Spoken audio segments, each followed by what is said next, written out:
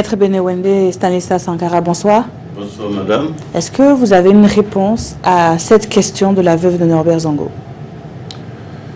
Je suis l'un de ses avocats, donc je comprends bien sûr l'émotion qui anime madame Zongo, qui est en même temps celle de l'opinion tout entière, et en particulier une quête de vérité, de justice du peuple burkinabé. Mais d'un point de vue technique, c'est-à-dire par rapport à la procédure judiciaire, François Compaoré fait l'objet d'un mandat d'arrêt international suite à la réouverture du dossier du journaliste Norbert Zongo, comme cela a été dit tout à l'heure, depuis 2015. Et le mandat d'arrêt, c'est depuis mai 2017. Donc vous comprenez que si dans ces conditions il est interpellé en France, il y a un certain nombre d'inquiétudes qui entourent quant à la possibilité de le voir extradé devant les juridictions burkinabées. Lesquelles par exemple?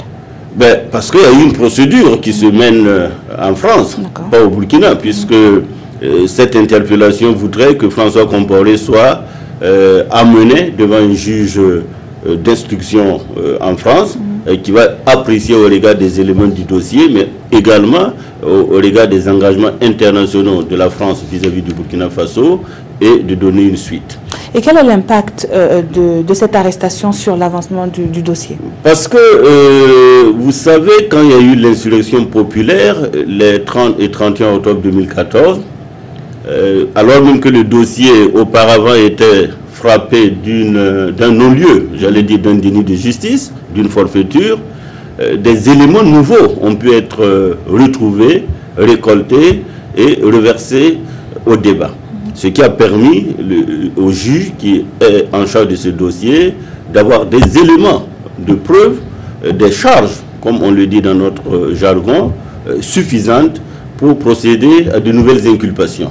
Et ces inculpations-là, je précise que le juge d'instruction, ce sont les faits qui le dirigent. Oui. Donc, il s'est rendu compte que M. François Compaoré, contrairement à la précédente procédure où on a traîné pendant plus d'une dizaine d'années, n'était pas blanc comme neige.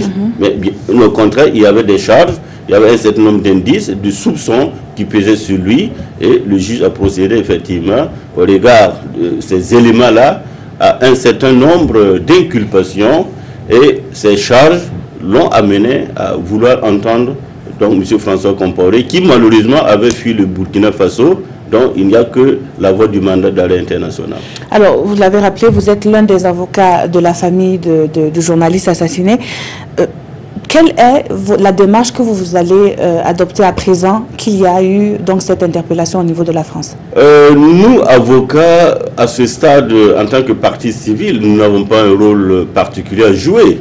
Tout ce que nous attendons, notamment de la France, c'est que le droit soit dit dans toute sa rigueur, et qu'il n'y ait surtout pas d'interférence diplomatique ou politique de nature à être un obstacle à l'avancée du dossier. Donc nous espérons purement et simplement que les autorités judiciaires françaises vont coopérer avec leurs homologues du Burkina Faso pour la manifestation de la vérité et purement et simplement extrader M. François Compaoré vers son pays d'origine, qui est le Burkina Faso.